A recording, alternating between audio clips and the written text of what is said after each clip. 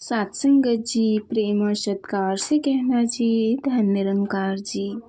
सात संगत जी, अभी तक आपने जान ही लिया होगा कि महाकुंभ जो मेला है वो कितना, इसके पीछे शक्ति और ऐसे अखंड ज्योति आपने तो देखा ही होगा। सात संगत, लोगों के मुख से सुना भी होगा कि यहाँ सारे पाप मिट जाते हैं।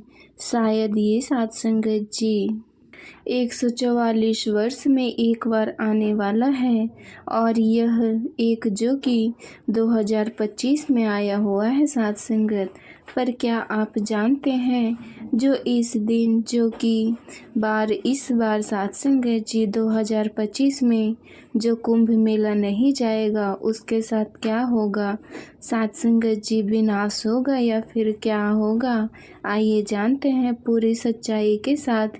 यकीन मानिए सात संगत, अभी तक आपने अनेकों वीडियोस देख लिए होंगे, लेकिन यह वीडियो कुछ हटके है सात संगत, क्योंकि अभी तक इस जो कि महाकुंभ लग रहा है इसकी काफ़ी जानकारी आपको हो गई होगी।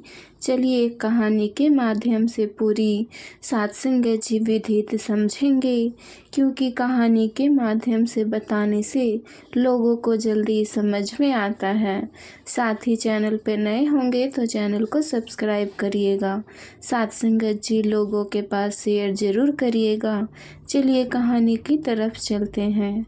अक्सर महाकुंभ मेला भारतीय संस्कृति और आध्यात्मिक का सबसे बड़ा उत्सव है। ये हर साल 12 साल में गंगा, यमुना और अदृश्य सरस्वती के संगम पर आयोजित होता है। ऐसा माना जाता है कि इस मेले में स्नान करने से जीवन के सभी पाप मिट जाते हैं और मोक्ष की प्राप्ति होती है सात संगत। लेकिन क्या आपने कभी सुना है कि महाकुंभ ना जाने वाले लोगों के साथ क्या होता है? आइए इस कहानी के माध्यम से सात संगत जी हम ऐसा रहस्य जानकर जो कि उजागर करेंगे जो आपको सोचने पर मजबूर कर देगा। ये कहानी सात संगत जी धर्मेंद्र और उषा की मध्यवर्गीय दंपति थी सात संगत, जो सात संगत प्रयागराज के पास एक छोटे से गांव में रहते थे। सच्ची कहानी है, जरा गौर से सुनिए। सात संगत जी, धर्मेंद्र का स्वभाव। सात संगत जी, धर्मेंद्र नास्तिक था और धार्मिक बातों को अंधविश्वास मानता था। सात संगत जी, आज था कि जो कि सात संगत जी उषा एक धार्मिक महिला थी जिसने हमेशा महाकुंभ में जाने और स्नान करने की इच्छा व्यक्त करती थी। सात संगत जी, एक दिन गांव में एक साधु आए। वो गांव के हर घर में जाकर महाकुंभ में जाने वाले का आग्रह कर रहे थे। सात संगत, महाकुंभ मेला सिर्फ एक त्योहार नहीं बल्कि यह आत्मा की शुद्धि का अवसर है। जो लोग इसमें नहीं जाते उनके जीवन में अनहोनी हो सकती है। सात संगत जी, धर्मेंद्र ने साधु का मजाक उड़ाया और कहा, ये सब बातें पाखंड है, जीवन कर्मों से बदलता है, ना कि स्नान से। साधु ने गंभीर स्वर में कहा, विधि का विधान अलट है। सात संगत जी, महाकुंभ में स्नान करने वाले लोगों के साथ अच्छा भी हो सकता है और बुरा भी। यह सब उनकी नियति पर निर्भर करता है। सात संगत जी, 2025 का महाकुंभ मेला शुरू हो चुका है। लाखों श्रद्धालुओं संगम तट पर स्नान करने के लिए पहुंच चुके हैं। सात संगत जी, उषा ने धर्मेंद्र से महाकुंभ में जाने का अनुरोध किया। धर्मेंद्र इनकार कर दिया। सात संगत जी, धर्मेंद्र, तुम जाओगी तो घर का काम कौन करेगा? और वैसे भी हमारे पास इतना समय और पैसा नहीं है कि हम महाकुंभ जा सकें। महाकुंभ के पहले सप्ताह ही धर्मेंद्र के खेतों में एक भयानक आग लग गई। पूरी तरह जो कि फसल जलकर खाक हो गई। सात संगत जी, उषा ने कहा, ये अनहोनी शायद साधु की चेतावनी थी। हमें कुंभ मेला जाना चाहिए। ये सिर्फ एक दुर्घटना थी। इसे धर्म और गलत तरीके से जोड़ना कुछ दिनों। धर्मेंद्र के बड़े भाई की अचानक देहांत हो गई। यह सब कुंभ मेला ना जाने का कारण हो रहा था। कृपया हमें संगम तट पर स्नान करना चाहिए। धर्मेंद्र का क्रोध अब अटूट था। साध संगत जी, ये बकवास, सब बकवास की मौत जीवन का एक हिस्सा ही तो है। साध संगत जी, महाकुंभ के अंतिम राजीव को एक विचित्र सपना भी आया। सपने में देखा कि संगम तट पर देवता और ऋषि स्नान कर रहे हैं। एक प्रकाश कुंज रहा है साध संगत जी, जो कि उस ओर बढ़ रहा है। प्रकाश में आवाजें अजीब सी सुनाई दे रही थी। साध संगत जी, महाकुंभ आत्मा की शुद्धि का अवसर है। जो इसे नकारात्मक और ईश्वर की कृपा से वंचित हो जाता है। साध संगत जी, धर्मेंद्र की तुरंत नींद खुलती है। उनका मन, जो कि उसका मन बेचैन था, उसने तुरंत आशा को जगाया और साध संगत जी कहा, हम तुरंत प्रयागराज चलेंगे, महाकुंभ की यात्रा करने लगे। धर्मेंद्र और उषा की संगम तट पर पहुंचे, स्नान किया और स्नान के बाद धर्मेंद्र ने महसूस किया कि उसका मन शांत हो गया है। महाकुंभ से लौटने के बाद धर्मेंद्र का व्यवहार बदल गया। धार्मिकता की ओर झुकाव, अपने ईश्वर से विश्वास करना शुरू छोड़ कर दिया। साध संगत, ईश्वर में विश्वास करने वाला उसका घर फिर खुशहाल हो गया। कुछ महीनों बाद वही साधु फिर गांव आए। साधु, महा क्या सच में कुंभ ना जाने वालों के साथ बुरा होता है? साधु का उत्तर सुनकर कांप जाओगे। महाकुंभ एक अवसर का बांधा है। जो इसे अपनाता है वो पुण्य का भागीदार बनता है। साध संगत, जो इसे नकारात्मकता, उसे अपने कर्मों का फल भुगतना पड़ता है। साध संगत जी, निष्कर्ष यह निकलता है कि महाकुंभ मेला न केवल धार योजना आयोजन है, बल्कि ये आत्मा की शुद्धि और जीवन की नई शुरुआत का प्रतीक है। इस कहानी से शिक्षा मिलती है कि जीवन में आध्यात्मिक का स्थान बहुत महत्वपूर्ण होता है। साध संगत, महाकुंभ में जाना या ना जाना आपके कर्मों पर निर्भर करता है, लेकिन इसकी महत्ता को नकारना खुद को आत्मिक ऊर्जा से वंचित करना है। तो साध संगत जी, अगर ये वीडियो आपको थोड़ी भी पसंद आई होगी, ये कहानी आपको दिल को छू ली होगी, तो इसे अपने दोस्तों की चैनल सब्सक्राइब करने के लिए साध संगत जी लोगों के पास, ये दोस्त मित्रों के पास, परिवारों के साथ इस वीडियो को शेयर ज़रूर करिएगा, ताकि ऐसे अद्भुत और प्रेरणादायक कहानी के लिए हमें इस चैनल को ज़रूर से ज़रूर सब्सक्राइब कर लेना। विनती है आपसे, अक्सर हमें देखने को मिलता है, लोग कहते हैं कि उनके घर में ये चीज़ ना देना, तुम गरीब हो जाओगे। तो साध संगत, क्या होगा या सच में गरीब हो जाते हैं? आइए निरंकारी विचार के माध्यम से पूरी सच्चाई समझते हैं। अक्सर गांव से अनेकों प्रश्न सुनने को मिला ही होगा, साथ ही बहुत ही अच्छे अच्छे विचार आपको इस वीडियो में सुनने को मिलेंगे। साथ ही साध संगत जी, विनती है आपसे, इस चैनल पे नए होंगे तो चैनल को सब्सक्राइब कीजिएगा और इस वीडियो को अंत तक ज़रूर देखिएगा, क्योंकि कुछ अच्छे अच्छे विचार आपको सुनने को मिलेगा। आइए कहानी के माध्यम से पूरे विस्तार के साथ समझते हैं, जिसे समझने के बाद ही आप अनुमान लगा सकते हैं क्या हो सकता है। साध संगत, क्या नहीं, क्या सच में गरीब हो सकते हैं? भारत में घर और परिवार से जुड़ी परंपराएं और मान्यताओं हमेशा से ही रहस्यमय और गुण रही है। साध संगत जी, हम जो कि हर परंपरा के पीछे कोई न कोई कारण छिपा होता है।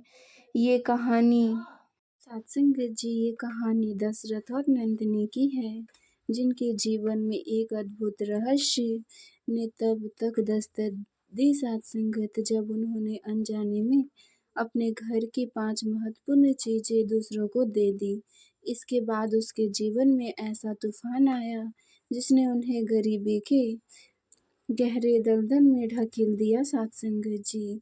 लेकिन जब उन्हें उस गलती का एहसास हुआ तो उन्होंने एक ऐसा उपाय खोजा जिनसे न केवल उनके जीवन को बदल दिया बल्कि इसे एक प्रेरणादायक कहानी भी बना दिया।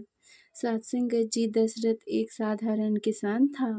सत्संगत जी जो अपने छोटे से गांव में रहता था, उसकी पत्नी सत्संगत जी नंदिनी धार्मिक और परंपराओं में विश्वास रखने वाली महिला थी।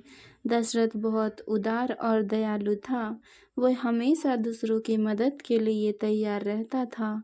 नंदिनी ने कई बार उन्हें चेताया कि घर की कुछ चीजें जो कि ऐसी होती है जिन्हें किसी को देना अशुभ माना जाता है, लेकिन दशरथ इन बातों को अंधविश्वास मानता था।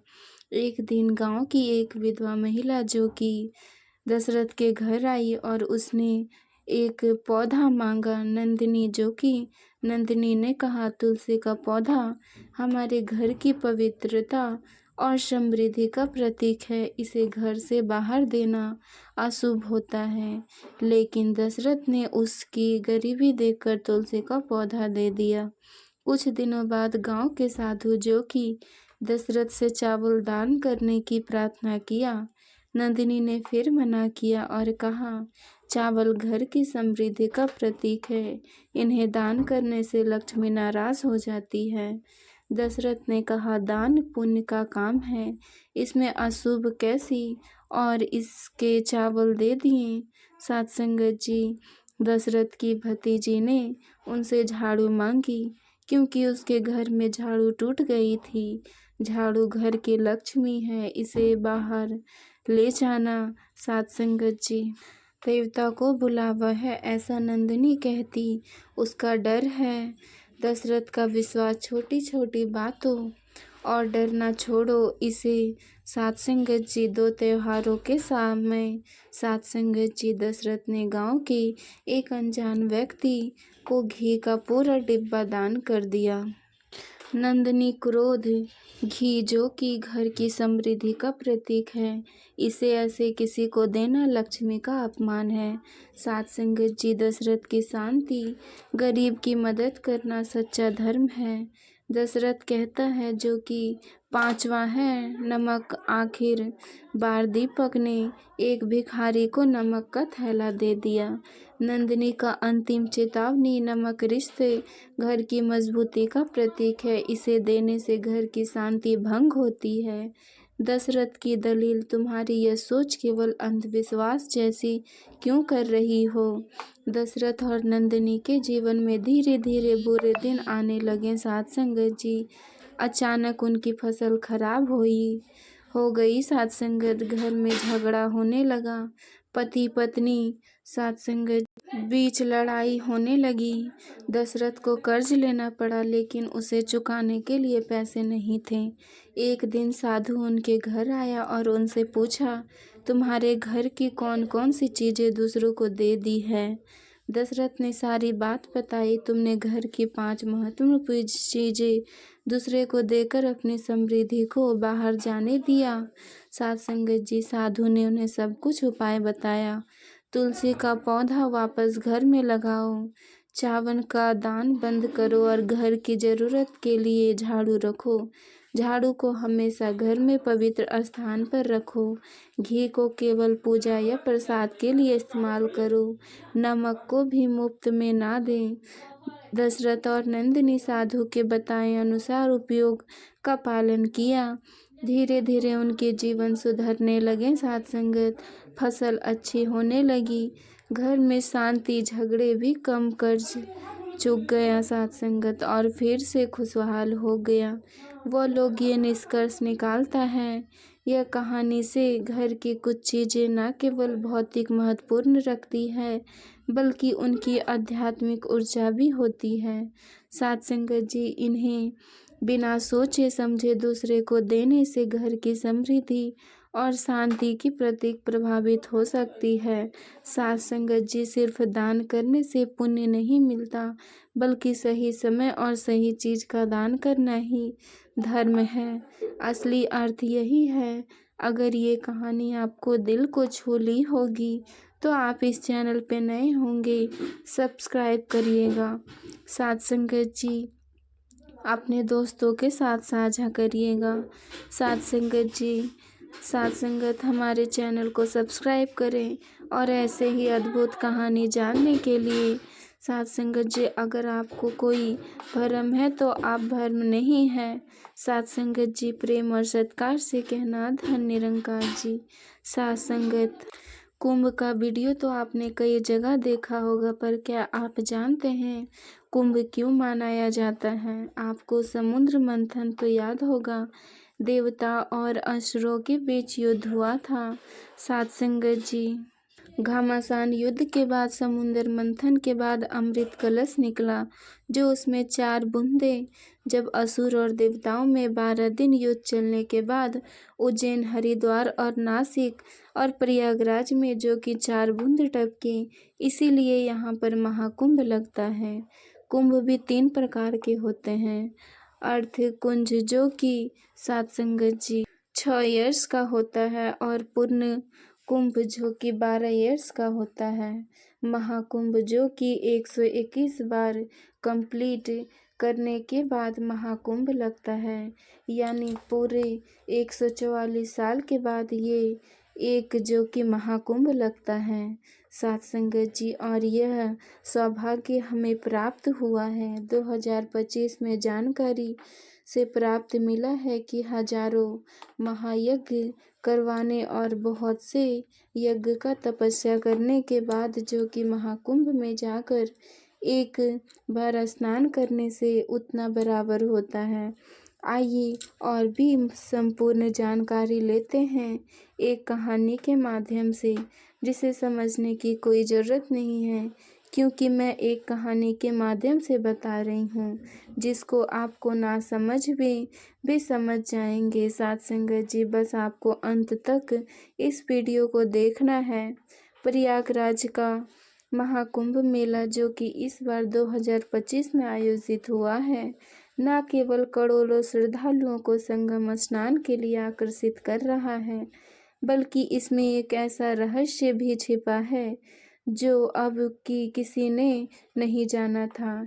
ये कहानी उस रहस्य की है जो सदियों से गंगा, यमुना और अदृश्य सरस्वती के संगम में छुपा हुआ है, और जिसे खोलने की और कुंजी एक अनजान युवक और एक साधारण लड़की, साथ संगत जी, रिधिमा के हाथों में थी, और वो वाराणसी में रहने वाली थी। एक इतिहास संस्कार जोग था। साथ संग उसके जीवन का उद्देश्य प्राचीन भारतीय सभ्यताओं में रहस्यों को खोजना था। एक रात उसे सपना आया। सपने में उसने देखा कि एक साधु उसे पुराने नक्श की ओर इशारा कर रहे हैं और कह रहे हैं कि त्रिवेदी संगम के नीचे सत्य का द्वार है। इसे केवल वही खोल सकता है जो सत्य और धर्म के मार्ग पर चलता हो। साथ संगत जी, जगने के बाद औरों को यकीन नहीं हुआ कि ये सपना महज जो की कल्पना नहीं किया जा सकता है। महाकुंभ मेला शुरू होने वाला है। औरों ने वहां जाने का फैसला किया। संगम की ओर जाते हुए औरों को मुलाकात रिधिमा से हुई, जो अपने परिवार के साथ महाकुंभ सेवा के लिए आई थी। रिधिका को अध्यात्म से जो कि गहरी रुचि थी, और वो साधुओं की कहानियों सुनने के लिए उत्सुक रहती थी। संगम पर स्नान करने के बाद औरों और रिधिका को एक साधु संत मिले। साधु ने उन्हें वो नक्श दिखाया जो औरों ने अपने सपने में देखा था। ये द्वार केवल सच्चे हृदय वालों को स्वीकार करेगा। इसे खोलने के लिए तुम्हें त्याग और साहस नहीं दिखाना होगा। साधु ने उन्हें बताया कि संगम में गहरे पानी के नीचे एक गुफा, जिसमें प्रवेश करने से सत्य का द्वार खुल जाएगा। उन्होंने कहा कि यह गुफा तभी खुलेगा जब सूर्य की पहली किरण गंगा के पानी पर पड़ेगा और ये मंत्र उच्चारित करेगा तो लालच या झूठ के साथ प्रवेश करेगा। वह कभी नहीं वापस लौटेगा। आरो और बुद्धिमानी जो कि रिधिमा ने गुफा में प्रवेश किया। वहाँ एक अदृश्य अविश्वसनीय था जो कि गुफा की दीवारों पर अद्भुत चित्र और प्रतीक बने हुए थे सात संगत, जो ब्राह्मण और जीवन के रहस्यों को दर्शाते थे। गुफा के केंद्र में एक विशाल द्वार था जिसके ऊपर संस्कृत में लिखा था, जो सत्य की खोज करेगा वही इस द्वार पार करेगा। औरों की जो कि परीक्षा शुरू हो गई, उसे अपने अतीत के सभी पापों और गलतियों दिखाएं सात संगत। वह ये स्वीकार किया कि उसने हमेशा अपने ज्ञान को दूसरे से श्रेष्ठ समझा और कई बार दूसरों की मदद करने में विफल रहा। रिधिका की परीक्षा भाई उसने अपने जीवन की कठिनाई और अपने भीतर का देखने की आवश्यकता जो कि थे सात संगत।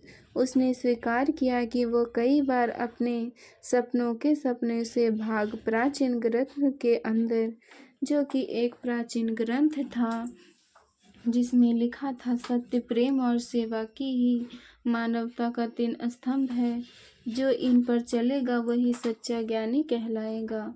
ग्रंथ ने उन्हें समझाया कि धर्म और जीवन का असली उद्देश्य लोगों की सेवा और एकता है। और रिधिका ने सत्संग जी गुफा से लौटकर इस संदेश को पूरे महाकुंभ में फैलाया। साधुओं का समर्थन आइए देखते हैं साधुओं ने संतों ने उन्हें संदेश का जो दिया सात संगति से श्रद्धालुओं तक पहुंचाया जाए। उनकी कहानी में सोशल मीडिया और समाचार चैनलों पर हलचल मच गई। ये संदेश रहस्यमय और संदेशों केवल भारत की ही नहीं बल्कि पूरे विश्व को प्रभावित करता है। और रिधिमा ने सत्संगत जी सत्य और सेवा नामक एक जो कि वीडियो बना करके पब्लिक कर दिया। यूट्यूब पे नए होंगे तो सत्संगत जी, यूट्यूब का महाकुंभ मेला केवल एक धार्मिक आयोजन नहीं बल्कि ये सत्य और प्रेम है जो कि एकता का प्रतीक है। और रिधिका का योगदान जो कि उनकी कहानी ने लोगों को सिखाया कि धर्म केवल पूजन या कर्मकांड नहीं बल्कि इंसानियत की सेवा माध्यम है। सत्य, प्रेम और सेवा से बड़ा कोई धर्म नहीं सात संगत। महाकुंभ 2025 में न केवल लाखों श्रद्धालुओं को आध्यात्मिक शांति दी बल्कि और रिधिमा की खोज ने इसे ऐतिहासिक का एक अद्भुत आदेश जो कि आधा बनाया सात संगत। अगर आप भी इस संदेश से प्रेरित हुए तो इस चैनल पे नए होंगे, थोड़ा सा वीडियो पसंद आई होगी, चैनल पे नए होंगे तो चैनल को सब्सक्राइब करना ना भूलें। सात संगत जी प्यार से कहना जी, धन्य निरंकार जी।